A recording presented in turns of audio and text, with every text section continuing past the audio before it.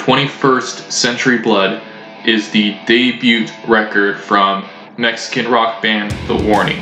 Now, if you don't know who The Warning are, they are a trio of sisters who gained popularity from their appearance on Ellen and from covering a variety of well-known rock and metal songs on YouTube.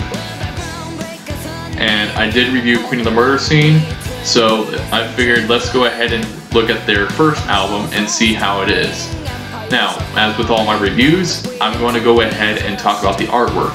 Now, before I get into the artwork, I want to ask you, the viewer, a question. Which album do you prefer? 21st Century Blood or Queen of the Murder Scene? Let me know in the comments down below. And now we can talk about the artwork. The artwork is, well, a mural of a person screaming with the front half of the person's face being silver with the back half being this spacey blue. It's a pretty simple but albeit a neat cover. I'm going to give it a 8 out of 10. And now we're going to talk a little bit about the songs themselves.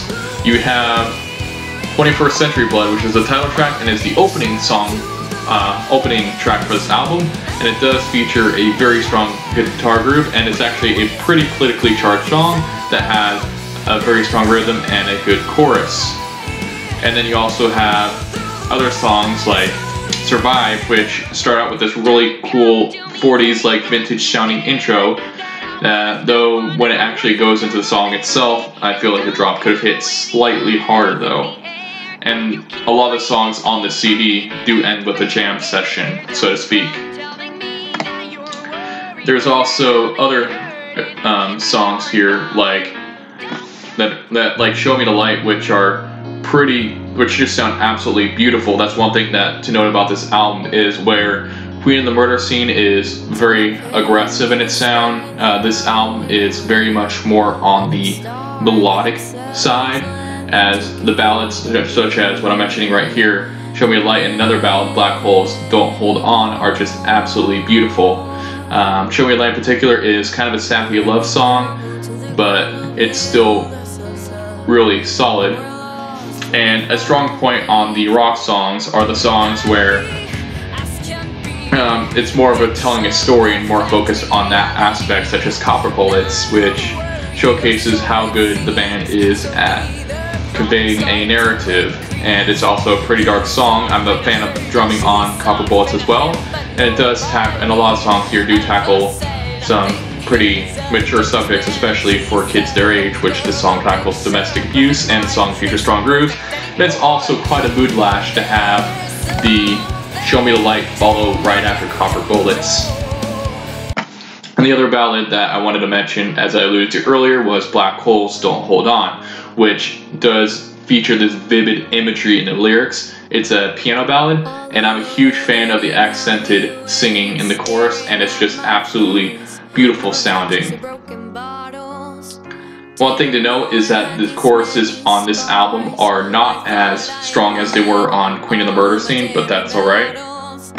And also another interesting thing is the closing 2 tracks on this album are actually live session tracks with Exterminated and River Soul.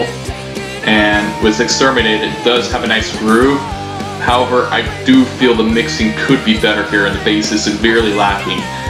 The best way to describe this track is that you just feel like this huge emptiness, like under the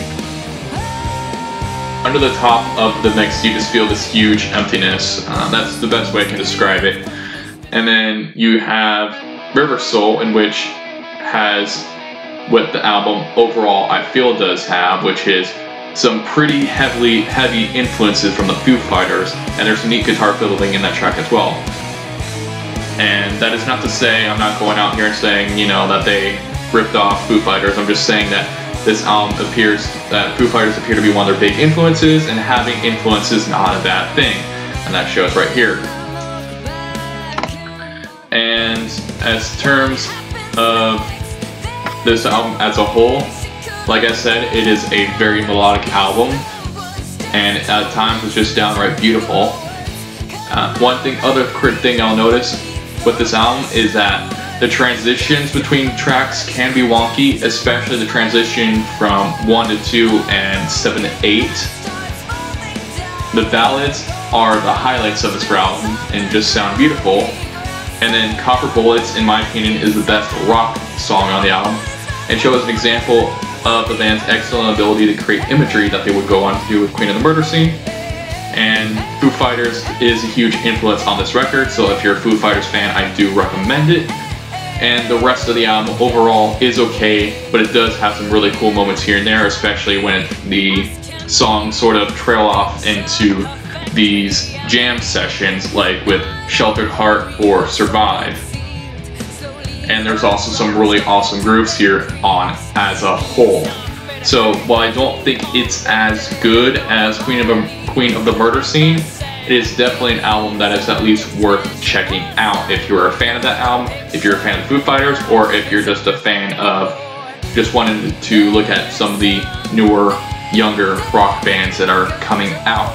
So I'm going to go ahead and give 21st Century Blood by The Warning an overall score of 7 out of 10, giving it a tier of good.